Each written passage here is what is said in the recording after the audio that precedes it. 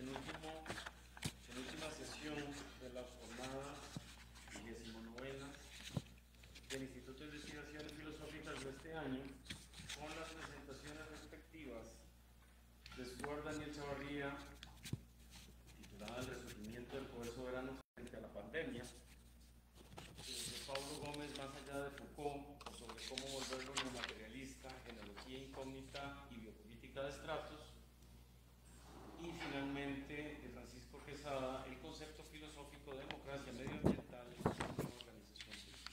Entonces, tienen 20 minutos y después de las 3 presentaciones, pues pasaremos al periodo de preguntas, comentarios y demás. Entonces, le doy la palabra a Stuart Daniel Chavarría para que inicie su presentación y el resurgimiento del poder soberano frente a la pandemia. Bienvenido, muchas gracias. Muchas gracias, pura vida. No sé si alguien me puede ayudar a colocar la presentación, la puse ahí, pero no me come la tecnología porque me veo joven. ¿Es esta filoponencia? Ah, Dios mío. No, es que es muy lento. La computadora, la pantalla es táctil, pero la computadora es lenta. Está bien.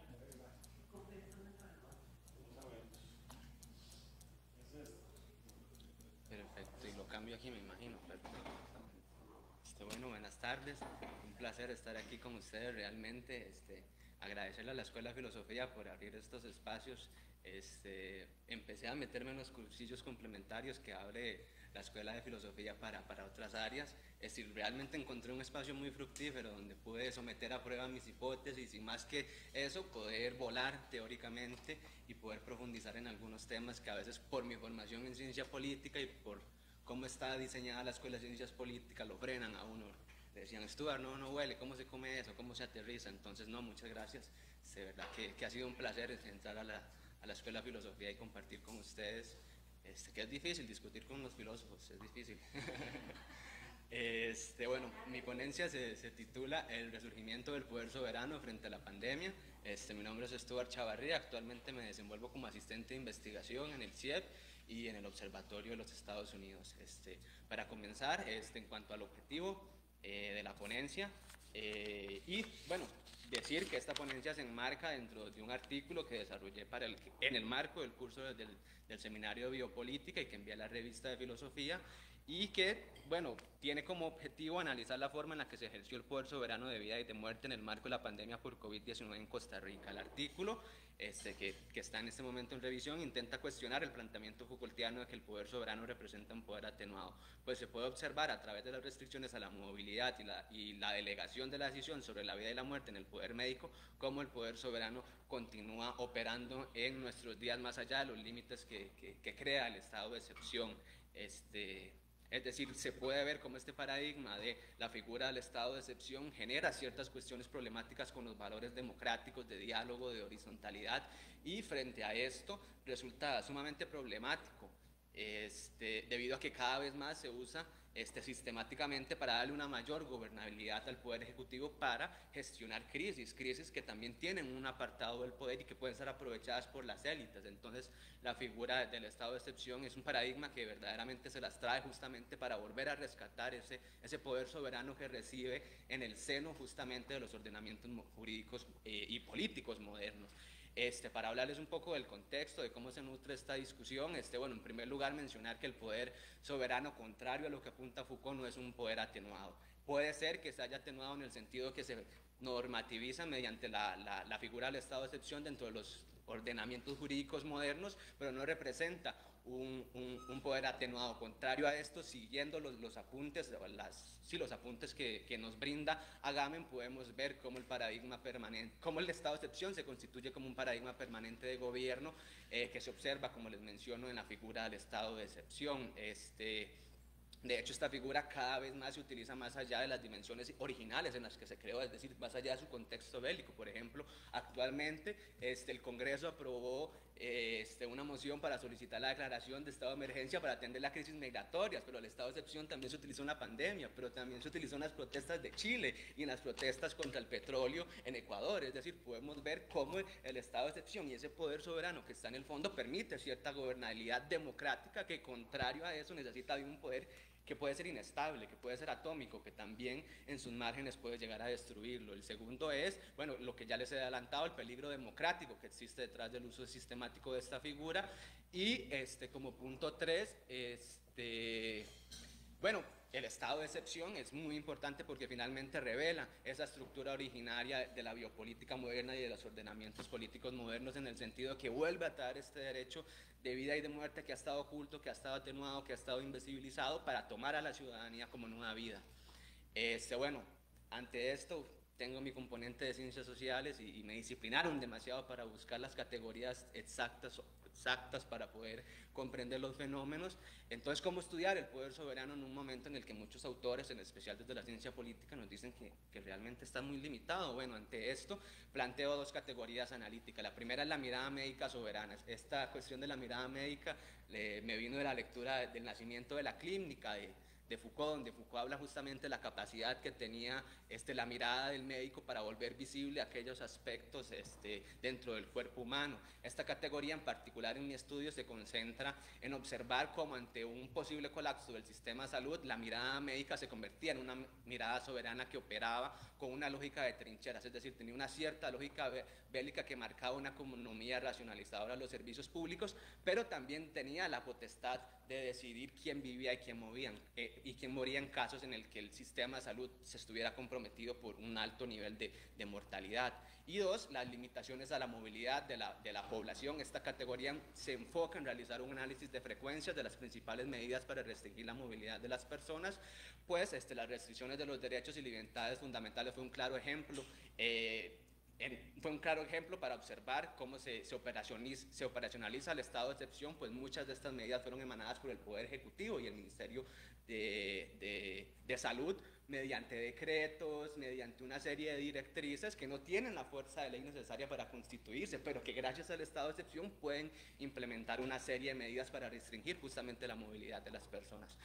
Más que todo, mi enfoque de la biopolítica habla de que durante la pandemia la intervención biopolítica consistió en actuar mediante mecanismos globales en aras de alcanzar estados globales de equilibrio y regularidad. O sea, consistió en eso que inicialmente planteó Foucault cuando hablaba de la biopolítica, es decir, consistió en tomar los procesos biológicos del humano especie para asegurar su regularización, por lo cual se analizan las dos formas en las que el poder soberano actuó para disponer de la ciudadanía como nueva vida. Esto mediante la aplicación de mecanismos globales que aspiraban al equilibrio y la regularidad frente al sistema, frente a la morbilidad.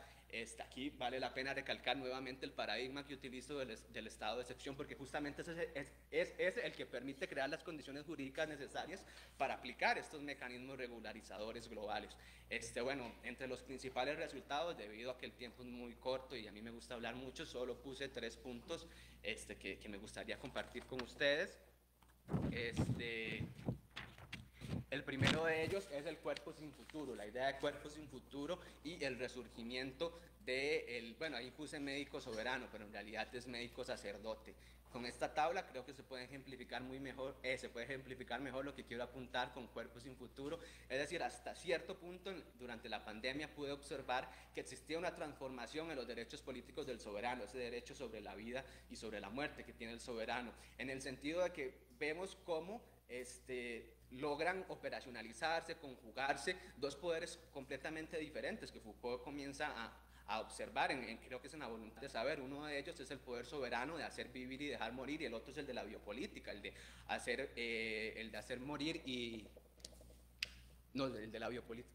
Creo que se me enredaron ahí, pero bueno, el punto es cómo estos dos poderes finalmente generan ciertas diferencias en el tratamiento sobre la ciudadanía. Es decir, por ejemplo, en términos de la mirada médica se podía observar cómo por medio de la decisión de la mirada médica el soberano hizo vivir a los cuerpos enfermos con posibilidades de supervivencia, mientras dejaba morir, o en algunos casos en su extremo, cuando había un supuesto o un eventual colapso del sistema de salud podía decidir cuáles cuerpos podían hacer morir, es decir, la decisión médica de cuál respirador se le asigna a cuál persona, cuáles personas tienen mayores probabilidades de supervivencia, pasó por la mirada médica del médico, por la mirada soberana justamente que tenía el médico, es decir, hasta cierto punto se puede observar el componente tanatopolítico, es decir, esta lucha necesaria, una lucha por la vida que va unida mediante la muerte de ciertas personas, es decir, esta cuestión de el cuerpo sin futuro te permite comprender cómo, en primer lugar, el cuerpo ingresa al ámbito de la biopolítica en términos de probabilidad, es decir, los cuerpos con futuro son aquellos cuerpos que merecen ser salvados, que contrario a la lógica del sistema de emergencias, que son los que pueden esperar en su atención en el momento de la excepción, en el momento en que cae la catástrofe sobre nosotros, esta lógica se invierte, es decir, ya las personas que llegan a los centros de urgencias de los hospitales en el momento de la pandemia no se atendía primero a las personas más graves, a las personas más enfermas, sino se atendía a aquellas personas que tenían la mayor capacidad de supervivencia. Y esto no invocó una solidaridad, es decir, en muchos lados se ha hablado de una solidaridad que surge en momentos de crisis. En realidad sí existió una solidaridad, pero era una solidaridad necesaria para que el Estado siguiera existiendo como tal, para que existiera una estabilidad dentro del mismo Estado.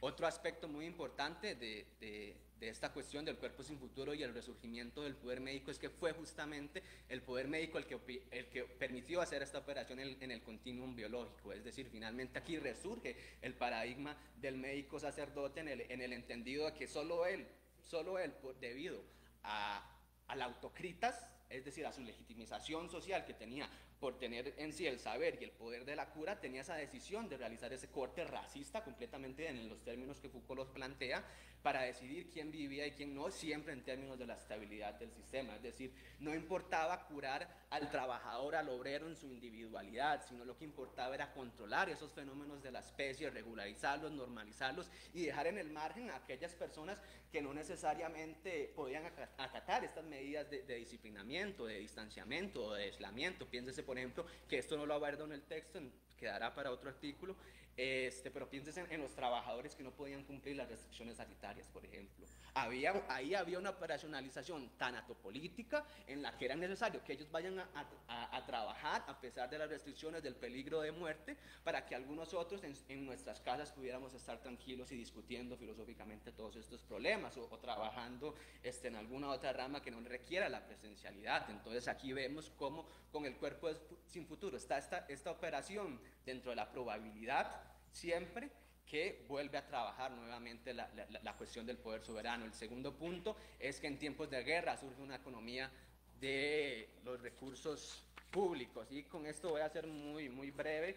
Es interesante ver cómo la bioética justificó el uso del poder soberano, es decir, mediante una directriz que había girado la Caja Costarricense del Seguro Social, se estipulaba esto que les vengo hablando. Era una directriz que permitían, en un eventual caso en el que colapsara el sistema de salud, que el colapso supondría un problema para la estabilidad del régimen, para la estabilidad del soberano, se implementó una máxima económica muy interesante, es decir, ese mismo documento fijaba en maximizar los beneficios de las personas usuarias con los recursos disponibles, con el objetivo de salvar la mayor cantidad de vidas posibles, priorizando la atención de aquellas personas que tengan la máxima posibilidad de recuperación. Esta máxima económica aplicada a la salud pública demostró cómo en el fondo, en momentos de crisis, la cuestión fundamental es la economía y la relación económica entre el coste de la curación versus el coste de la salud pública. Por esto es que no se salvaba el cuerpo sin futuro. Finalmente representaba un coste en sobremedida en un momento de excepción en la que vuelve a surgir esta lógica de trincheras, esta lógica bélica. Recordemos que el estado de excepción,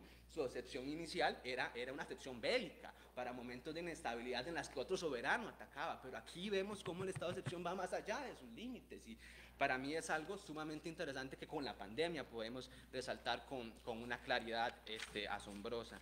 Y ya para finalizar, el tercer punto que quería tocar, ahí me brinqué todo ese análisis de frecuencias para ir a la carnita del asunto justamente, y es que bueno, finalmente se debe aclarar que se habla, bueno, en el artículo hablo de un dispositivo pandémico, que esto es una idea que pienso continuar mediante mi trabajo final de grabación. Se debe aclarar que se habla de un dispositivo pandémico porque las medidas fueron diversas y heterogéneas. Por ejemplo, piénsese en el cierre de comercio, la restricción vehicular, la suspensión de lecciones en centros educativos, la restricción de ingreso al territorio nacional a los extranjeros, la imposición de órdenes sanitarias y sanciones por su incumplimiento, el otorgamiento de la potestad a los cuerpos policiales e inspectores municipales de proceder con la clausura de los establecimientos que el Ministerio de Salud dictara, la emisión de lineamientos y protocolos para la apertura económica, las declaraciones de alerta, la ampliación de entrega a domicilio de medicamentos, el cierre total de comercios por un periodo de tiempo determinado, la apertura por aforos limitados de personas, la restricción vehicular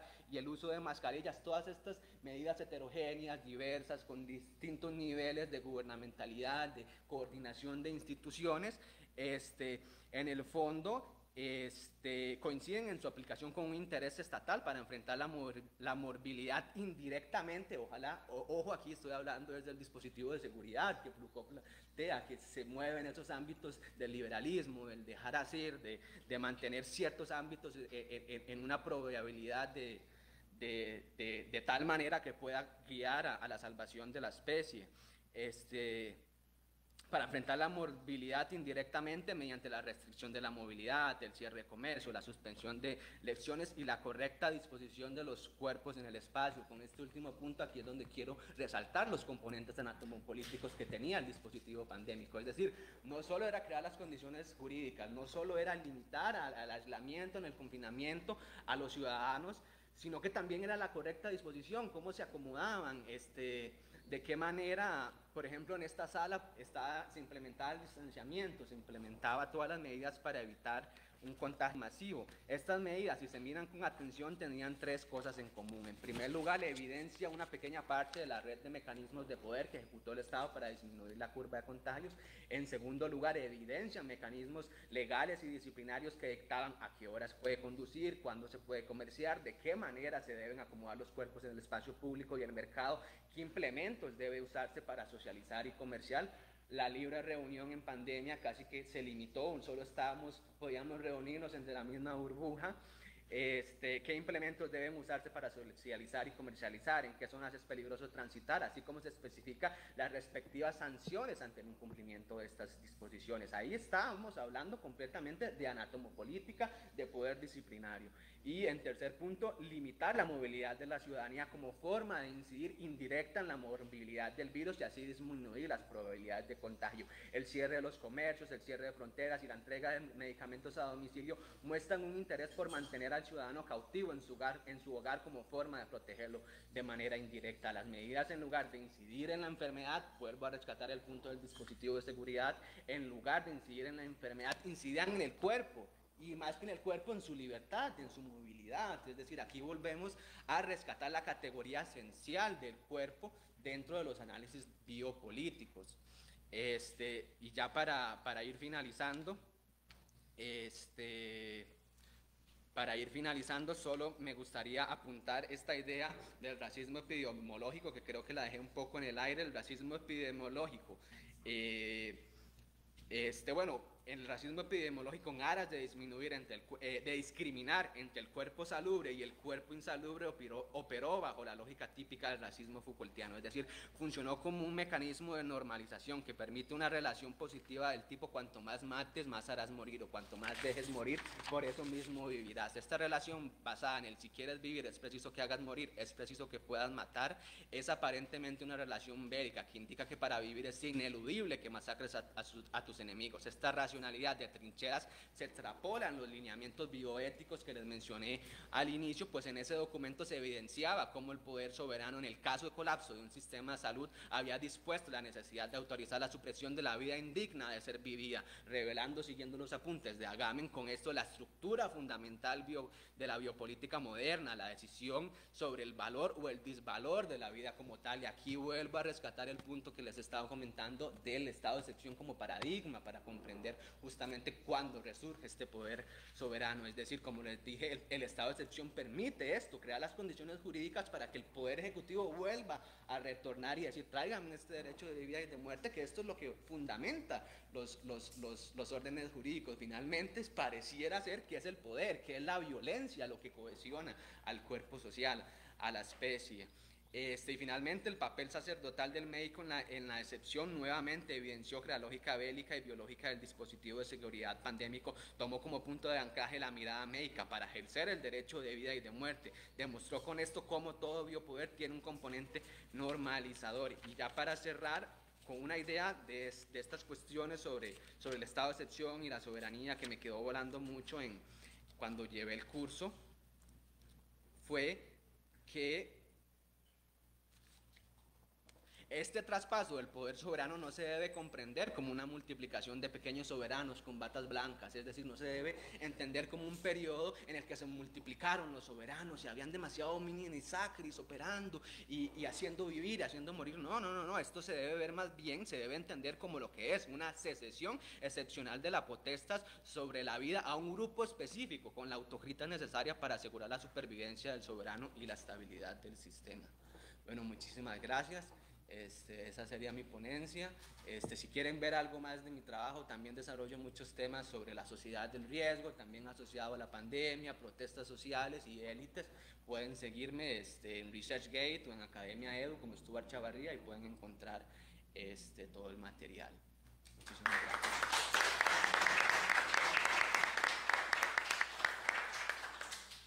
Gracias. Ahora escucharemos a Paulo Gómez y su presentación titulada Más allá de Foucault, o sobre cómo volverlo neomaterialista, genealogía incógnita y biopolítica de Stuart. Adelante. Bueno, lo primero es que yo era un Foucaultiano tremendo, así radical, y sí, llegó un momento donde simplemente Foucault, sí, o sea, me cansó, o sea, terriblemente me cansó, y es porque creo como que lentamente se ha ido como sedimentando una suerte de imagen dogmática del pensamiento Foucaultiano que realmente como que o sea, no deja de molestarme, sí, eso creo que es como el corazón, o eso creo que es como esa voluntad que está atrás de esta ponencia que tiene ese título un poco tan largo y pretencioso, pero bueno, voy a leerla. Si queda algo un poco incompleto lo podemos ver en las preguntas. Bueno, es el extracto de un trabajo mayor, pero bueno, eso puede ser visto después. El problema general que justifica esta ponencia radica en que cuando se evalúa el pensamiento Foucaultiano dentro del marco de los nuevos materialismos, este se revela como ambiguo. Por un lado, figura como uno de los más importantes exponentes de la teoría del discurso, pero por otro, sus abordajes genealógicos permiten descentrar el rol agente de lo humano, lo que hace ser reconocido como una fuente y lugar de inspiración para perspectivas neomaterialistas. Esta ponencia pretende desplazar el sentido de la genealogía y de la biopolítica hacia una dirección neomaterialista.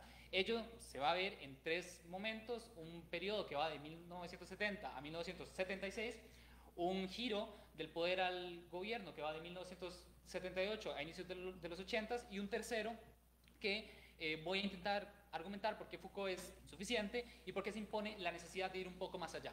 Entonces, respecto al primer punto, comenzando con la genealogía, recordarán que, a diferencia del proyecto arqueológico, Foucault pretende dar con elementos materiales y no discursivos, todo aquello que no es dicho y que aparece como resultado de un encuentro de fuerzas.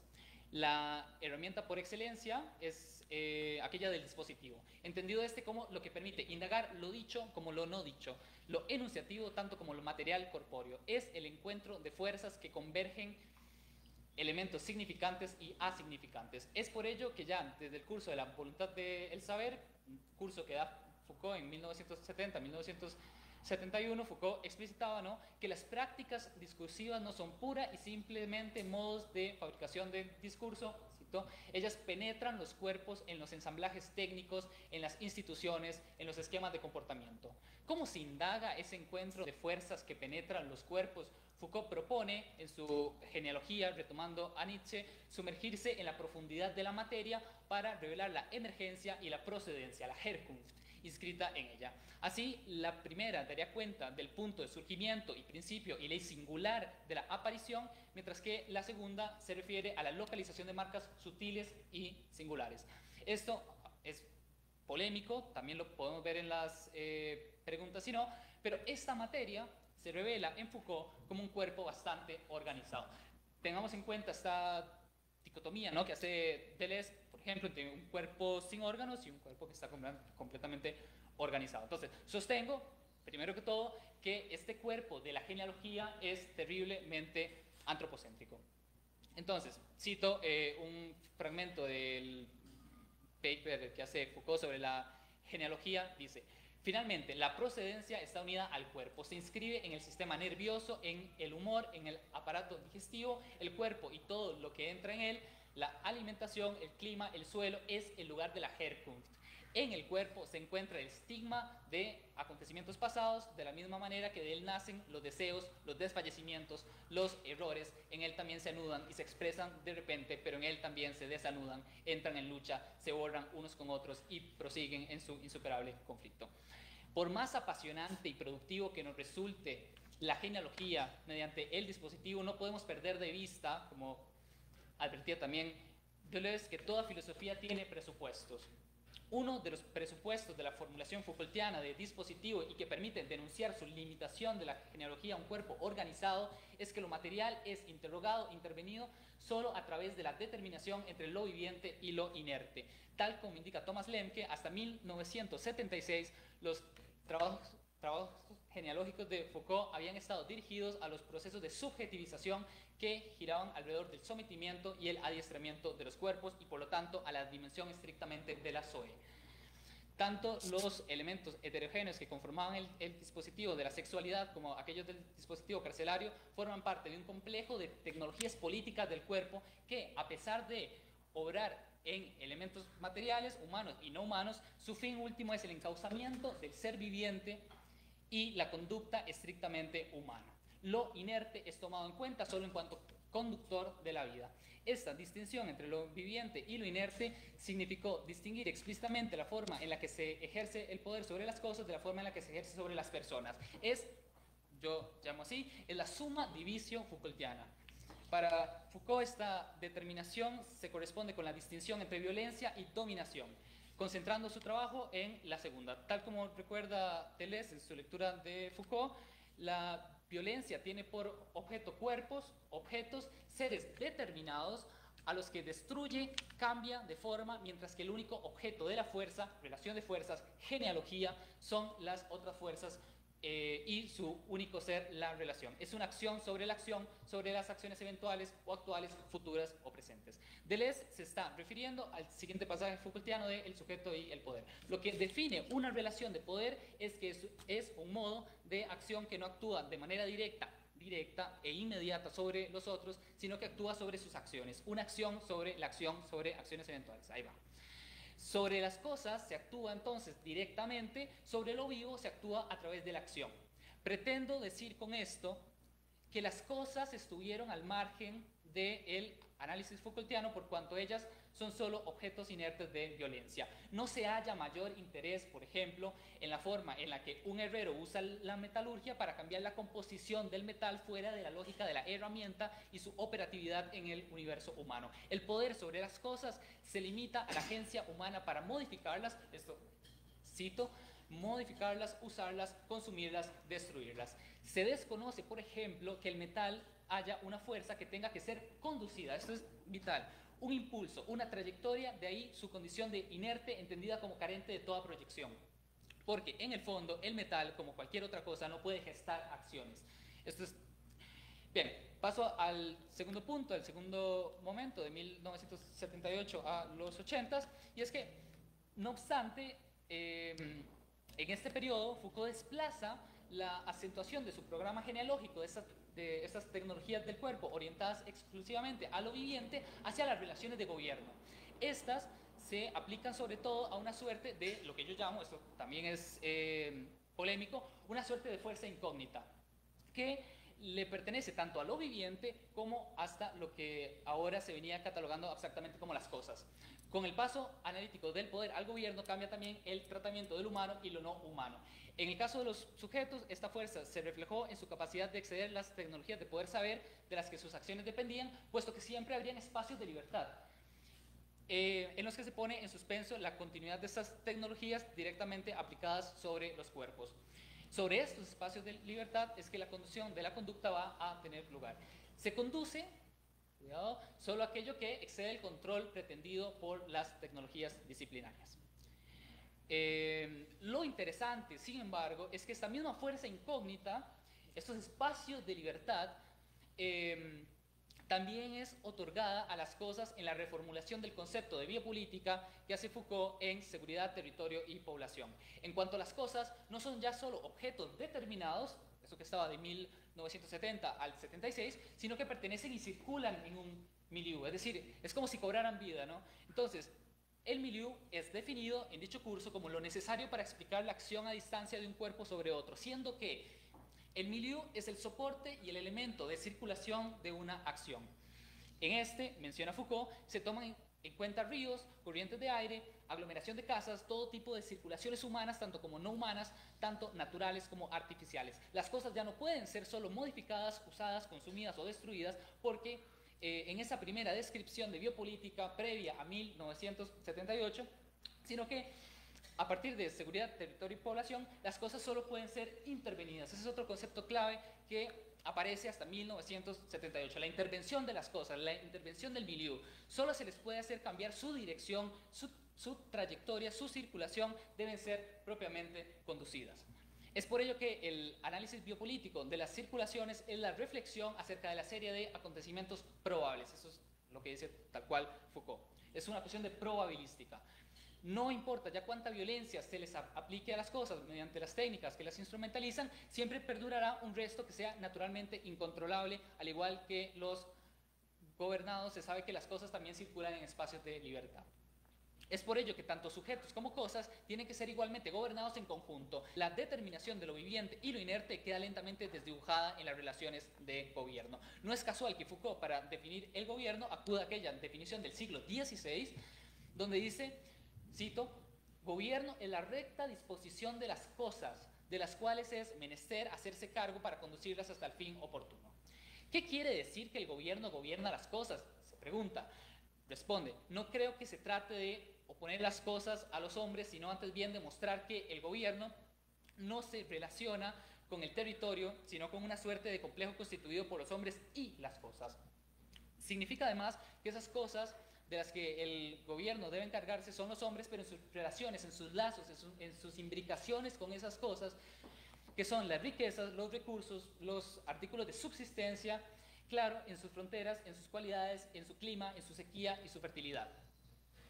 Es sobre este giro y este marco del gobierno que abarca indistintamente cosas y seres humanos en su irremediable relación, que el mismo concepto de biopolítica se redefine. Desde el nacimiento de la medicina social hasta el primer tomo de Historia de la Sexualidad, la biopolítica consistirá en la intervención política sobre lo vivo. A partir de seguridad, territorio y población, la biopolítica será intervención sobre lo vivo y fundamentalmente sobre lo inerte. Esto habida cuenta de que lo vivo y lo inerte tienen por igual una fuerza incógnita. Eso si me deciden comprar mi hipótesis o mi tesis, que debe ser gobernada, debe ser integrada a una gubernamentalidad.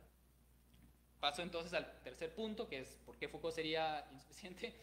Podría decirse que lo que el giro hacia el gobierno permite es precisamente radicalizar el postulado genealógico y expandirlo a otros tipos de materialidades corporales, siguiendo como vectores a fuerza incógnita que se revela en las circulaciones. Sin embargo, es insuficiente. Foucault hace descansar toda la multiplicidad en la pura afectación del sustrato biológico humano. Hace falta un paso más, hace falta un paso hacia el estrato. Si el proceder genealógico Foucaultiano parece partir de un cuerpo bastante organizado, un cuerpo humano que se basa en la determinación entre lo viviente y lo inerte, la genealogía incógnita, que es aquello que yo les muestro, aquello que yo les dono, reconoce que este cuerpo es tan solo un catalizador, como por catalizador se entienda, retomo aquí la definición de Manuel de Landa, un ensamblaje molecular que puede intervenir en la realidad, incrementar o decrecer la velocidad de una reacción química sin verse alterado en el proceso. Pero el cuerpo humano es solo un catalizador entre muchos. La genealogía incógnita propone revelar la emergencia y procedencia tomando las inscripciones presentes en todo tipo de superficies estratificadas, no solo aquellas humanas. Así, por ejemplo, si la historia está ligada con la memoria y esta es expresada siempre en términos de narración, la memoria humana se cuenta, ¿no? Se narra. Pero si se acepta la premisa de la fuerza incógnita de las cosas, posiblemente haya que reconocer que otras formaciones materiales también tienen sus propias formas de memoria y de archivo. Tengan otros arcontes, ¿por qué no? ¿Cómo cartografiar esas memorias que en definitiva son inscripciones sobre un cuerpo? Es que esa es la pregunta que les estoy planteando, ¿no? ¿Cómo cartografiar esas memorias que en definitiva son inscripciones sobre un cuerpo? Si la genealogía consiste en recordar que debajo de los brillantes edificios que la historia ha erigido sobre lo originario, lo puro y lo verdadero realmente se hallan accidentes y multiplicidades, la genealogía abiertamente incógnita se trata de recordar que a lo mejor el cuerpo humano se ha colocado como un auténtico lugar de origen, un Ursprung, y por lo tanto este debe ser intervenido genealógicamente, tiene que devenir cyborg, como decía Donna Haraway, para luego devenir estrato. La genealogía incógnita trata de recomponer las extensiones, canales y flujos que componen los ensamblajes humanos y no humanos de forma recíproca y no jerárquica. La genealogía tradicional ha estado muy cómoda reescribiendo la historia a partir de los trazos en los cuerpos humanos. La biopolítica tradicional ha estado muy cómoda limitándose a la afectación humana de todo este circuito de elementos no humanos. Vaya antropocentrismo. Tal vez el término biopolítica calce bien para este proceder tan antropocéntrico. Sin embargo, ¿qué pasa cuando la vida es más una inmanencia? ¿Qué pasa cuando la vida es más este suelo anorgánico de fuerzas que encierran el vitalismo deleuziano? Esa es la segunda pregunta que yo les lanzo, ¿no? Solo en ese sentido es que conservaré en adelante el prefijo bios. Bien, esto ya es el último punto que tiene que ver más con los nuevos materialismos, y es que justamente es en este punto que yo me pregunto, ¿no? ¿Qué pasa si la biopolítica se reescribe con una noción de vida más deleuziana que Foucaultiana? Que haya una gran bienvenida de parte de los nuevos materialismos, quienes no solo destacan la tremenda reterritorialización de la biopolítica a un substrato biológico humano, sino que van más allá. Teóricas neomaterialismas como Rosie Braidot y Jane Bennett, Elizabeth Gross, han ido más lejos al afirmar que de hecho la biopolítica Foucaultiana, con todas sus anatomías del poder, no solo está desfasada al presentar una cartografía de un mundo que ya no existe, sino, como indica Karen Barat, que el poder en términos Foucaultianos no da cuenta, sino solo parcialmente, de la materialización de los cuerpos, sean estos humanos o no humanos. Para Barat, Foucault no aporta una teoría que tematice la historicidad del cuerpo en el que la materialidad juega un rol activo en las operaciones del poder. Se da una reinscripción implícita de la pasividad de la materia en Foucault, pues la productividad del poder se hallaría exclusivamente en las tecnologías de poder, dejando por fuera una explicación que integre no solo cómo la cultura se inscribe en los cuerpos, sino más urgentemente cómo los cuerpos son tales que la inscripción cultural es tan siquiera posible. En definitiva, sostengo aquí una biopolítica distinta, una en la que la vida, como ya dije, es leída como una inmanencia, es decir, una biopolítica reescrita a través de un prisma deleuziano.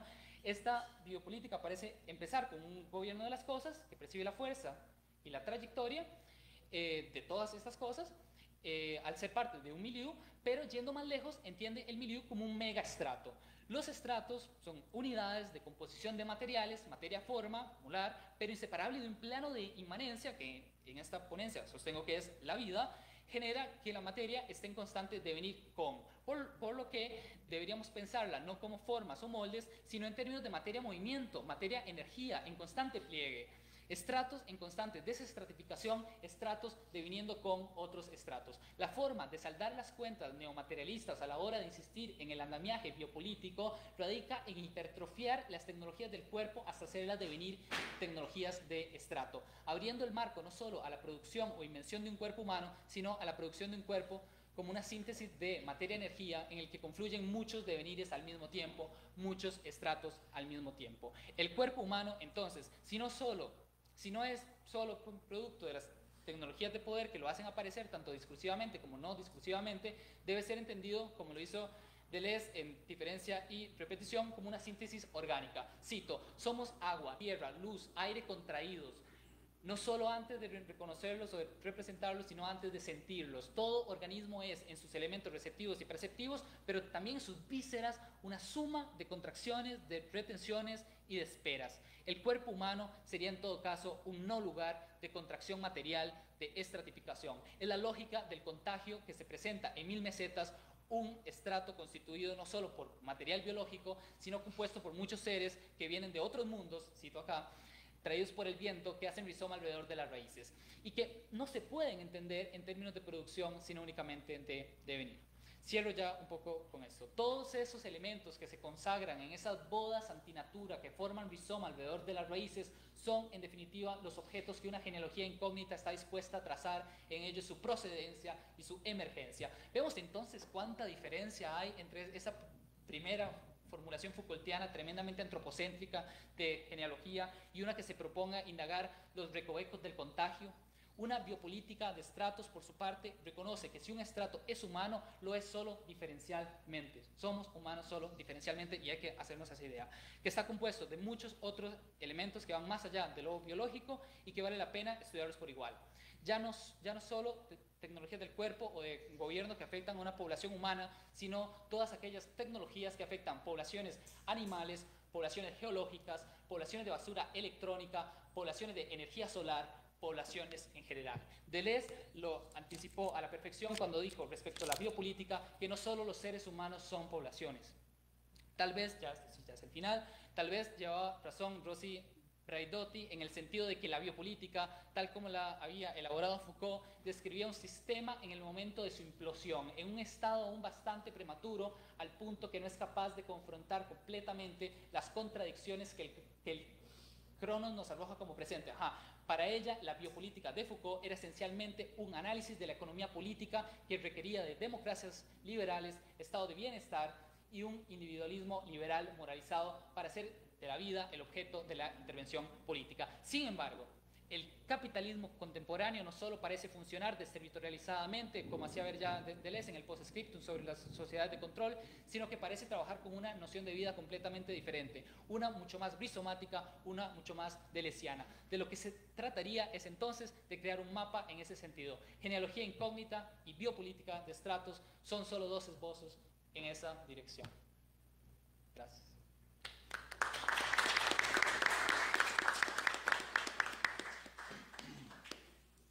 Finalmente escuchamos a Francisco Quesada con su presentación titulada El concepto filosófico de democracia medioambiental, una nueva organización política. Muchas gracias más bien por la invitación, la oportunidad de participar en las jornadas y también de presentar este tema. Trataré de decir algo de Foucault para no ser la excepción. En realidad el tema no se vincula con Foucault, pero bueno. El tema en realidad está en investigación, digamos, es un tema que no se ha terminado de trabajar por los especialistas de esta temática de la democracia medioambiental. Entonces, bueno, mi esfuerzo consiste en tratar de sistematizar un poco y lanzar el concepto que se ha elaborado, que algunos filósofos han elaborado sobre la democracia medioambiental. El problema que tiene es que es un tema que ha sido tan trabajado tanto por filósofos, por ciencias políticas, urbanistas, arquitectos, geógrafos, geólogos, etcétera. Casi no se han metido los de la ciencia, alguno que otro. Entonces esto complica más la cuestión. Y son puntos de vista que hay que considerar, o sea, no pueden dejarse de lado, pero sí es difícil, digamos, llegar a conceptualizar este concepto, además de que algunos utilizan el término democracia ecológica, que tiene su connotación diferente. Y bueno, en algún momento lo planteé como una nueva organización política ante el cambio climático, puede ser una pregunta, no sé si realmente se pueda responder.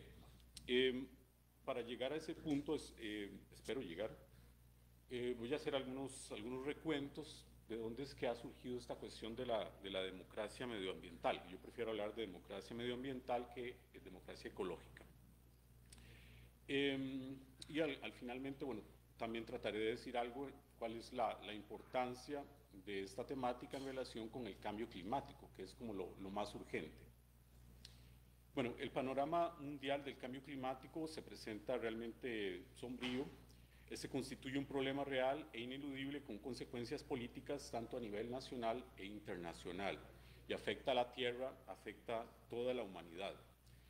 Un grupo numeroso de científicos expertos en meteorología y cambio climático del mundo, congregados en un panel intergubernamental de cambio climático, liderado por las Naciones Unidas, cada año da una serie de informes acerca del panorama mundial que ofrece el estado, digamos, de la cuestión del cambio climático. Y el resultado, pues, no es positivo, no es el mejor de los mundos posibles.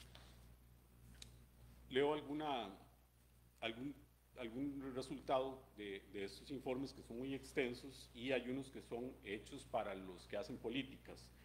Dice: las actividades humanas, principalmente a través de las emisiones de gases de efecto invernadero, han causado inequívocamente el calentamiento global, y la temperatura de la superficie global alcanzó 1,1 grados centígrados por encima del periodo de 1850 a 1990 en 2011-2020. En estos 10 años, digamos, la temperatura subió tanto como en ese periodo de 1850 a 1900. Las emisiones mundiales de gases de efecto invernadero han seguido aumentando, o sea, esto no va parando, ¿verdad? No se ve cómo vaya a disminuir, con contribuciones históricas y actuales desiguales derivados de un uso insostenible de la energía, el uso y el uso de la tierra, los estilos de vida y los patrones de consumo y producción entre regiones, entre distintos países y también entre individuos. Y este informe, pues, no ve, digamos, positivamente la cuestión, más bien ve que hay un aceleramiento del calentamiento global. Se han producido cambios rápidos y generalizados en la atmósfera, el océano, la criosfera, la biosfera. El cambio climático causado por el hombre está afectando a muchos fenómenos meteorológicos y climáticos extremos en todas las regiones del mundo. Esto ha provocado impactos adversos generalizados y pérdidas y daños conexos a la naturaleza y a las personas en todo el mundo. Bueno, esto es el informe 2023, pero en realidad se refiere a 2022, 2021. Habría que esperar el próximo. Entonces, en este informe, pues, se puede ver que el fenómeno del cambio climático, pues, afecta pues sí, la atmósfera, el océano, la criosfera, la biosfera, etcétera, y con esto, pues, el ser humano, que no escapa de esta realidad. En términos prácticos, esto, pues, lo sabemos por las noticias que constantemente uno puede observar: inundaciones en ciudades, sequías en zonas boscosas y lagunosas, calentamiento global, incendios forestales, desaparición de especies, animales, vegetales, huracanes, tifones, tormentas, derrumbes, inseguridad alimentaria y muerte de seres humanos por causa de hambrunas. Entonces, sí, el panorama es bastante trágico, ¿verdad? No es mi intención ser tan pesimista, pero sí, el panorama a veces no parece tan halagüeño. Y en algunos casos, bueno, se viene hablando inclusive de ecoansiedad, ¿verdad? Hay ciertas personas, sobre todo generaciones más jóvenes, que se ven afectadas directamente por la cuestión del cambio climático, o sea, los va a afectar más, ¿verdad? Hoy estaba escuchando en las noticias, por ejemplo, un grupo de jóvenes portugueses que interpusieron una denuncia ante la Corte Europea de Derechos para reclamar también sus derechos, digamos, a la vida, y para que puedan tener, pues, un futuro pues, positivo. En estos informes a veces se presentan algunas cuestiones ahí, como cuando se habla de adaptación, resiliencia y transición. Hay que adaptarse, ¿verdad? Son lo que dicen estos informes. A mí eso no sé, no estoy convencido. O sea, no es la manera de solucionar el problema. Ante este panorama, entonces, bueno, el ser humano, pues, se tiende a organizar, pero lo cierto es que la serie de conferencias de Naciones Unidas que se han realizado desde 1976 aproximadamente, pues depositan la responsabilidad en los gobiernos. Y esto, pues, se ha visto que no da resultados. O sea, los gobiernos son muy politizados, están totalmente politizados, y además cambian las políticas, de manera que esto no va dando resultados. Entonces, apareció en la conferencia de Río de Janeiro en 1992 una iniciativa en los principios 20 y 22 donde se dice que, bueno, exhorta a las mujeres, a los jóvenes e indígenas a participar activamente en la lucha del desarrollo sostenible, después de que se cargue tanta responsabilidad en los estados. Entonces, esto abrió como paso a que sean realmente las personas, los ciudadanos, los que participen directamente en la toma de decisiones de los problemas relacionados con el medio ambiente. Y después, en 1998, hay la famosa Comisión Europea de las Naciones Unidas para las Cuestiones Económicas. Entonces allí se plantea de manera más directa la participación de los ciudadanos en la democracia, en las cosas relacionadas con el medio ambiente. Entonces leo un extracto del Aarhus Convention, 1998 y 2001. A fin de contribuir a proteger el derecho de cada persona, las generaciones presentes y futuras, a vivir en un medio ambiente que permita garantizar su salud y bienestar, cada parte garantizará los derechos de acceso a la información sobre el medio ambiente, la participación del público en la toma de decisiones y el acceso a la justicia en asuntos ambientales de conformidad con las disposiciones de la presente convención. Entonces aquí se abre la oportunidad para que las personas puedan tener acceso a la información y tengan acceso a la justicia en todo lo que se refiere a los asuntos ambientales. Sin embargo, a pesar de esto, pues se ve que normalmente los acuerdos de Naciones Unidas están, se depositan en las manos de los gobiernos, en algunos gobiernos no les interesa, como el nuestro actualmente, y inclusive el Acuerdo de París, revisándolo, releyéndolo, no aparece claramente la cuestión de la participación ciudadana. Hay una parte donde se habla de participación privada y pública, pero es así como muy esporádico. En América Latina y el Caribe surgió una iniciativa, el famoso Acuerdo Regional sobre el acceso a la información, la participación pública y el acceso a la justicia en asuntos ambientales de América Latina y el Caribe. Esto es del 2018-2021 y se conoce como el Acuerdo de Escazú, porque se reunieron aquí en Escazú y entiendo que se redactó este documento acá. Varios países, varios estados de América Latina lo firmaron, a excepción de Colombia, yo no sé si últimamente lo habrá firmado, y Costa Rica, pues es un tema que no le interesa, ¿verdad? No está en la agenda gubernamental de este presidente. Entonces, ahí hay un vacío, ¿verdad? Quedó un vacío. Sin embargo, el texto sí propone también la participación, digamos, de las personas, participación pública. En realidad es casi diría que una copia de la Convención Aarhus. Dice, el objetivo del presente acuerdo es garantizar la implementación plena y efectiva en América Latina y el Caribe de los derechos de acceso a la información ambiental, la participación pública en los procesos de toma de decisiones ambientales y acceso a la justicia en asuntos ambientales, como la creación y fortalecimiento de las capacidades y la cooperación, contribuyendo a la protección del derecho de cada persona, de las generaciones presentes y futuras, es un tema que aparece en la otra convención, a vivir en un medio ambiente sano y al desarrollo sostenible. Entonces acá pues igual hay acceso a la justicia y hay derecho a la participación, ¿verdad? Y esto puede ser un riesgo. Lo cierto es que yo creo que se va abriendo cada vez más esta oportunidad. Si no me equivoco, hace una semana el señor Antonio Guterres dio la posibilidad, o está, digamos, motivando a la gente para que participe y también impulse a los gobiernos en la participación. Bueno, ¿de dónde viene la cuestión de la democracia medioambiental? En realidad no es exactamente, o sea, se ha, digamos, institucionalizado, se ha politizado y también, pues, legislado al respecto, pero tiene sus precedentes. En el movimiento ecológico, desde los años 60, 70, sobre todo en la llamada Deep Ecology, el filósofo noruego Arne Naess fue el que pues, escribió bastantes artículos sobre la relación entre política y ecología. El problema que esto trajo fue que, fue un movimiento subversivo, la interpretación que se hizo de algunos textos de de Arnaez. Yo cuando lo leo, está compilado en 10 tomos, o sea, yo no lo siento tan revolucionario. El problema fue tal vez la interpretación que se hizo en movimientos ecologistas, ¿verdad? Entonces, por ahí viene el problema, porque se vio que esos grupos eran subversivos y lo que hacían era, pues, alterar el orden social, el orden político y la democracia.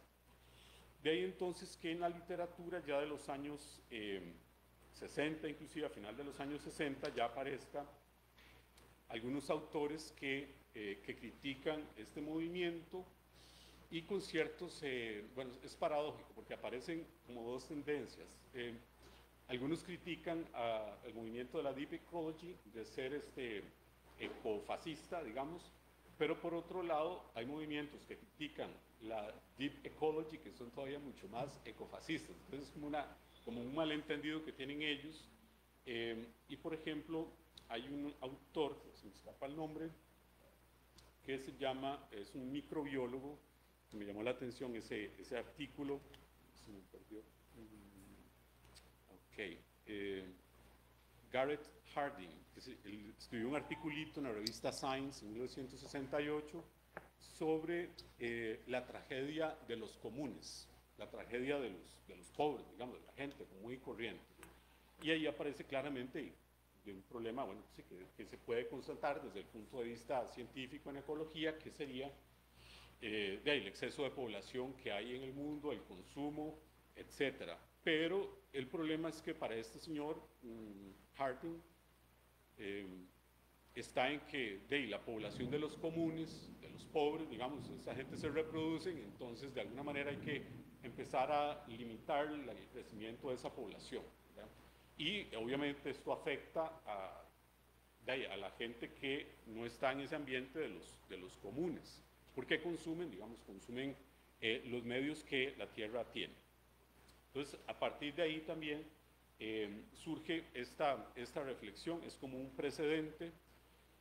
Hay otros, en la época, por ejemplo, de los 70s, un autor, politólogo estadounidense, William Oflus, que también escribió acerca de la cuestión, o sea, empiezan a relacionar la ecología con la política. Este autor, pues, se da cuenta de la problemática, pero no le atribuye la problemática, digamos, a los pobres o a los comunes, a los comunes y corrientes. Me parece que el análisis de William Oflus es acertado en un libro que se llama Ecology and the Politics of Scarcity.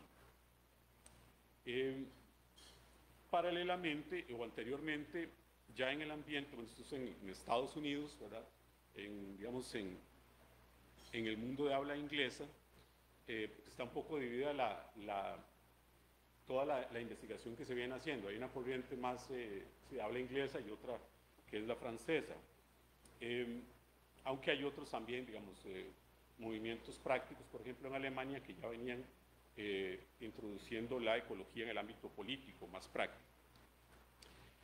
Por ejemplo, hay un autor en el mundo francés que se llama André Gorz, y escribió un libro muy importante en 1975, después en 1978, que se llama Écologie et Politique. En este libro, pues, el autor relaciona de manera crítica la política y la ecología. Sin embargo, repito, no es como novedoso en el sentido de relacionar política y ecología, porque eso ya Arnaez lo había hecho.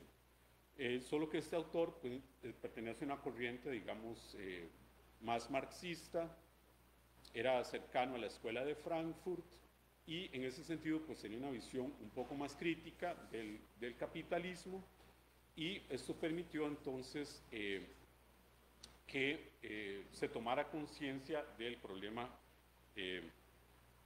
a nivel político. Bueno, hay otros autores más después en el mundo inglés, sobre todo en la época de los 80s, uno que otro, donde se empieza a hablar de la ecología, pero ya en términos más prácticos. Se ve que la ecología presenta una serie de problemas que son racionales y entonces deben ponerse en discusión en la democracia.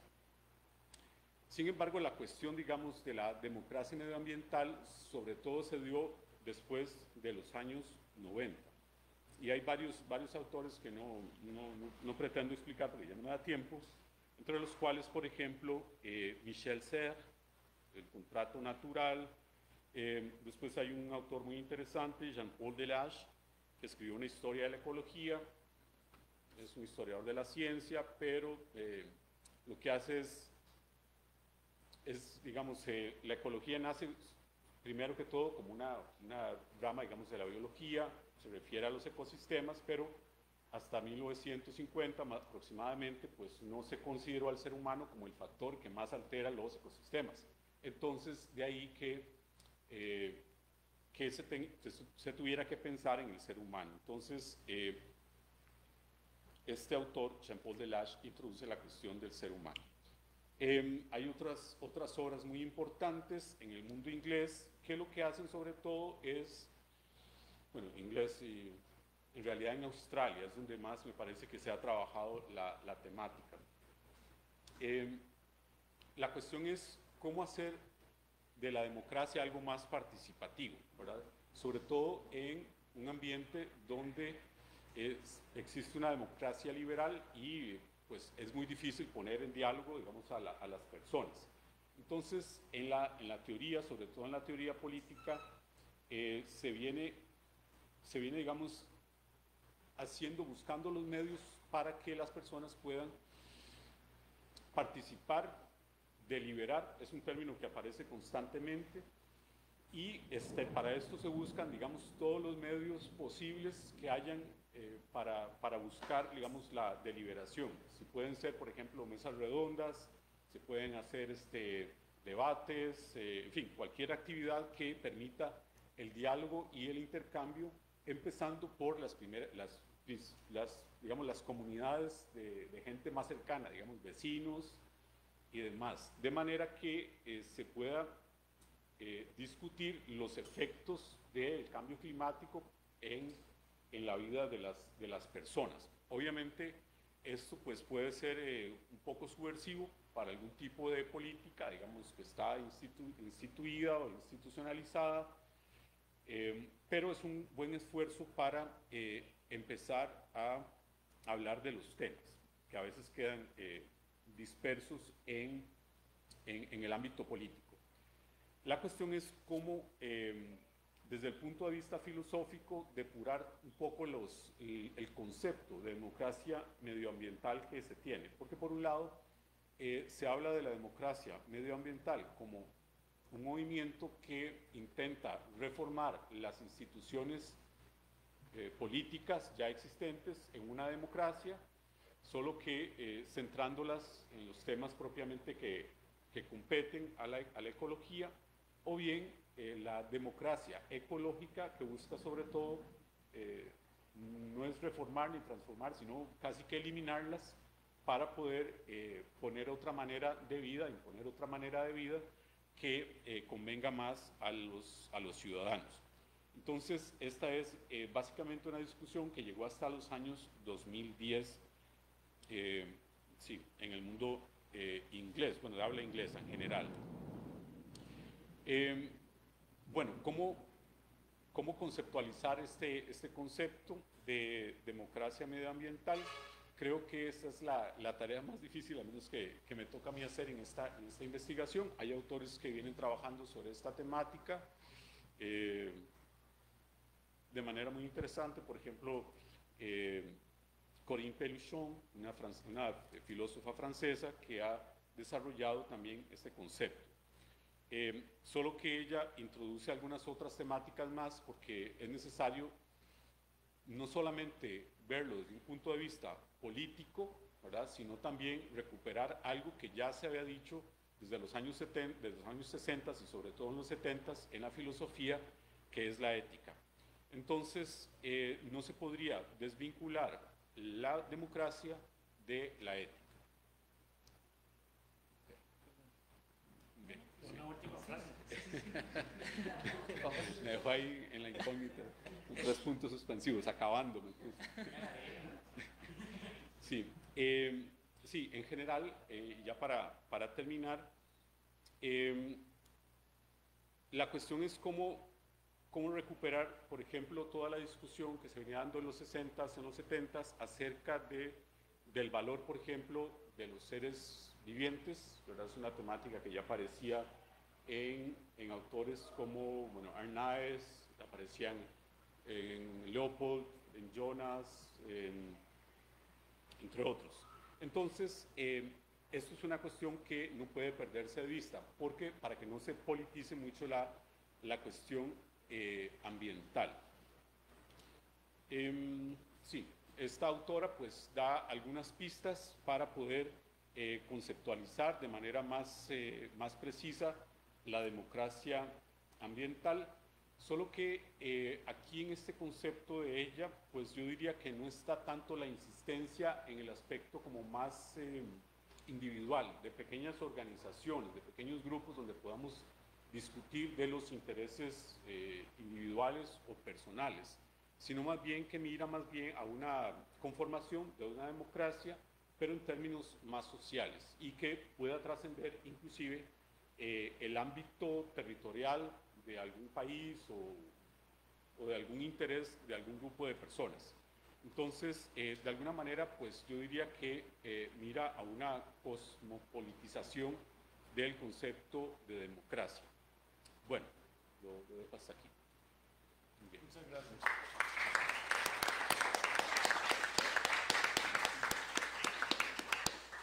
Y entonces ahora pasamos a las preguntas y comentarios.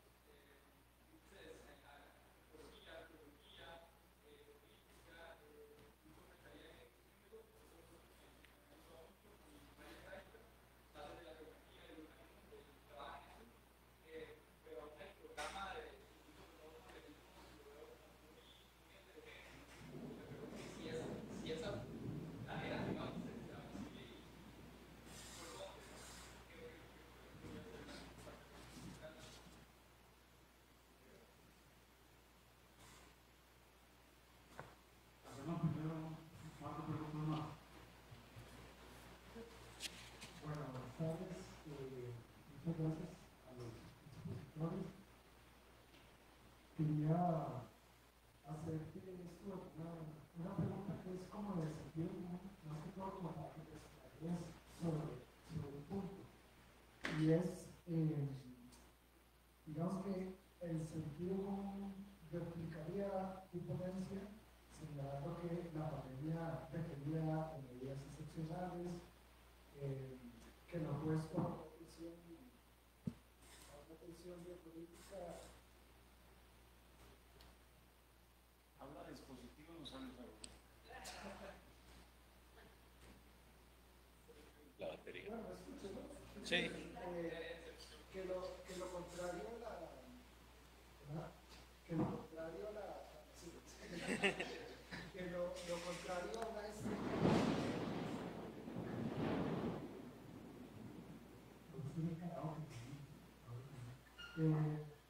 que lo contrario a una gestión geopolítica de la pandemia sería dejar morir, ¿verdad? Una gestión política, incluso podríamos oponer la gestión, esa gestión soberana de la pandemia a la no gestión que se hizo en Nicaragua, por ejemplo.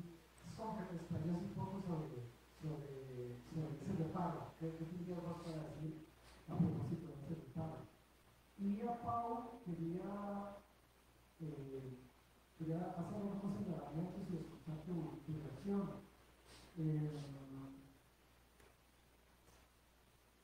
Uno de esos señalamientos tiene que ver con la manera en que presentaste la ponencia, porque digamos, presentaste la ponencia como el resultado de un hartazgo con respecto a Foucault, pero todo el procedimiento es un procedimiento muy Foucaultiano, en el sentido de que estás planteando que habría que abrir la genealogía al universo de las cosas, ¿verdad? Estás planteando que habría que ensanchar toda una interrogación genealógica a estratos no contemplados por Foucault, y ese sería un procedimiento, digamos, muy Foucaultiano. Y por otro lado, te iba a preguntar como el porqué de ese concepto que usas de esfuerzo incógnito, si parecería que más bien de lo que se trataría es de revelar cómo la positividad de las cosas, es decir, cómo las cosas entran dentro de un régimen de poder, ¿verdad? Acá vendría lo del incógnito. Me quedo pensando también en el hecho de que la genealogía, en la línea de lo que señalaba Edgar, la genealogía hace lo contrario de dar los cuerpos por sentado. Digamos que la palabra cuerpo en Foucault es el lugar de la pregunta, en razón de lo cual yo no descartaría que Foucaultiano sensu el cuerpo pueda ser leído de manera estratificada, como apropiadas. Y lo otro que quería decir es que tengo mis dudas sobre si las cosas en realidad están tan relegadas en Foucault. Pienso sobre todo en las palabras y las cosas, y en el hecho de que para el autor de lo que se trata en toda esa primera faceta arqueológica es de preguntarse por cómo las palabras y las cosas entran dentro del régimen de significación y cómo se hacen posibles, si se quiere, para decirlo de manera un poco larga. Y no, me quedo pensando en una incógnita que una anécdota que quizá alguna vez me escuchaste en clases, pues esta ocasión en la que Foucault fue a dar una conferencia a Harvard, y Jana Sawicki, que es una de las primeras feministas gringas que era Foucault, se le acerca al final y le dice, como yo estoy haciendo una tesis sobre su concepto de tecnología del yo, y que lo que le dice es, preferiría que haga sus propias genealogías, que estudien las genealogías que yo he efectuado. Si no sentís que hay algo de eso en lo que nos presentaron, digamos que es, lo que quiero decir es que, y más allá de Foucault, es un procedimiento Foucaultiano en el sentido que es un autor que no trabaja dentro de una filosofía que produzca regímenes de verdad, sino que los estudie. Gracias a los tres por sus exposiciones. Yo quería hacerme una lectura, vaya camino a lo que dijo antes.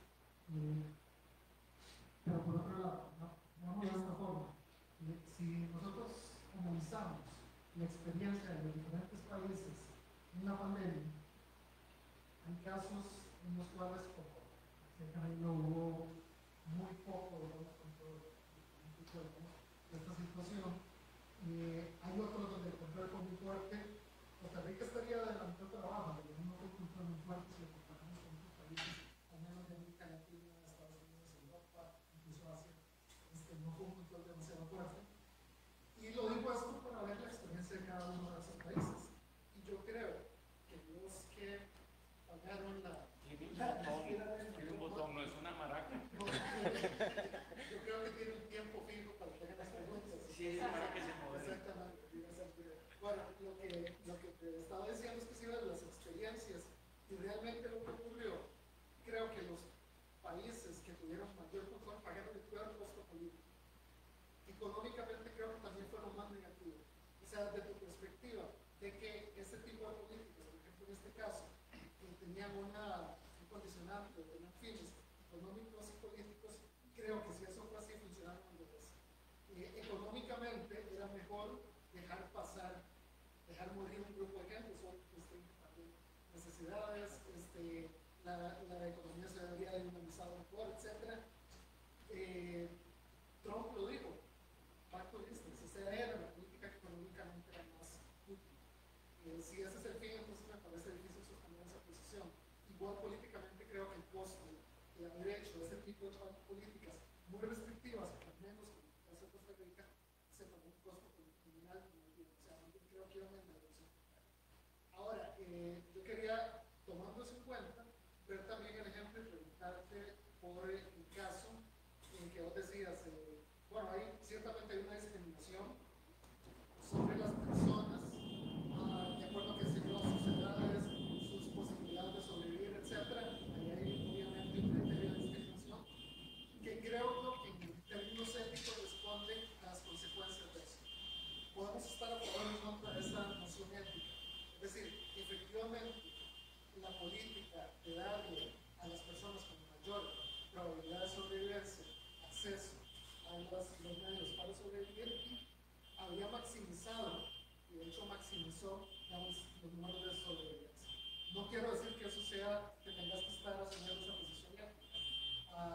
Pensaba que, por ejemplo, ahora con los automóviles que se self-driving cars, en algunos países como Alemania hay ya legislación en el sentido de que si un vehículo va a matar a alguien, este dilema clásico de la filosofía, si un vehículo va a matar a alguien, no se puede discriminar. O sea, si va a matar a un niño, una niña, un anciano, una persona de igual edad, no debe haber, digamos, ninguna decisión programada en el camino para hacerlo. Un poco me parece que esa sería la posición que vos defenderías con el caso de los respiradores, por ejemplo. No sé si te parece. Vos entonces estarías de acuerdo que en ese caso, que hay que tomar una decisión, debería ser al azar, por ejemplo. ¿O cuál sería tu? Creo que hay diferentes posiciones, pero no, digamos, en primer lugar, lo que pienso es que esa política que se siguió en muchos casos, que discriminaba a unos grupos, estaba basada en una noción específica y no en términos ni económicos ni políticos. Y la otra pregunta sería, vos, ¿cuál considerás que sería la mejor opción? Yo creo que quería preguntar algo. Pásale la maraca. Hay que apretar bien el botón.